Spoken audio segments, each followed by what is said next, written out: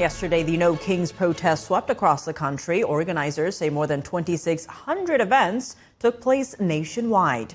In Chicago, tens of thousands filled Grant Park before marching through downtown. Only a smaller group continued on to the Broadview ICE Detention Center, where demonstrations stretched into the night. NTD's Chris Bob joins us live from outside the Broadview ICE Detention Center. Good evening, Chris. Give us a sense of what you saw on the ground, the size of the crowd downtown, how the march unfolded, and who turned out to take part. Good evening, Tiffany. Thank you.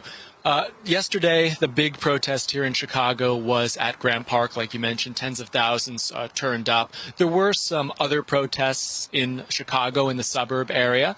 The main stage was there in Grant Park, where Governor J.B. Pritzker spoke, as well as Chicago Mayor Johnson.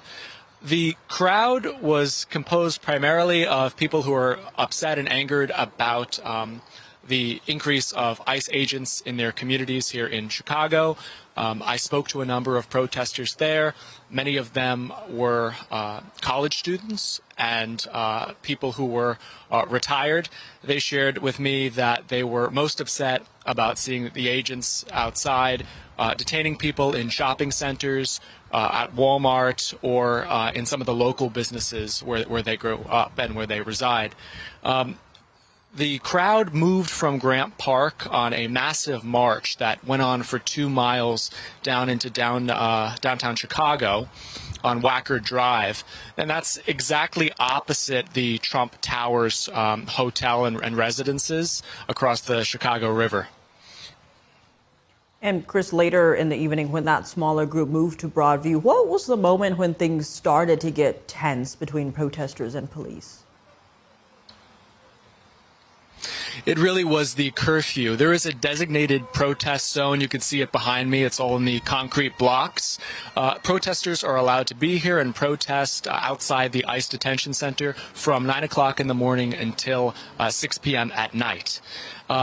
A little earlier, I would say around 5:30 p.m., we did see one protester dressed in black bloc, which is a full black uniform, black shoes, black bicycle helmet, black jacket, detained by police. And we saw about 24 ICE officers march back from Beach Street, which is right behind me, and assist the officers who were already there with the protester making an arrest.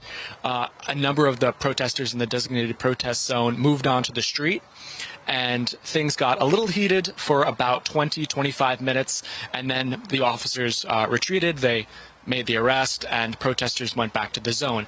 At about 6:10, the group of 24 officers came on Beach Street again, and they were telling the protesters who were still assembled that curfew is here, it's time to go home. The protesters responded that they were not leaving. And for about an hour, right here is Lexington Street. It stretches into the neighboring community of Maywood. Protesters stood their ground, but were steadily pushed back closer to Maywood until they were outside of the general protest area where the ICE facility was. They were dressed up in costumes, some of them at the front, where you can see a large frog holding a sign about human rights. There were some that had jackets that said Antifa on them. A lot of people in black bloc, as well as some observers from the like legal observers as well. And that finished around 7 o'clock, 8 o'clock. They were all gone by then. Tiffany. All right, Chris, thanks for that, and stay safe out there.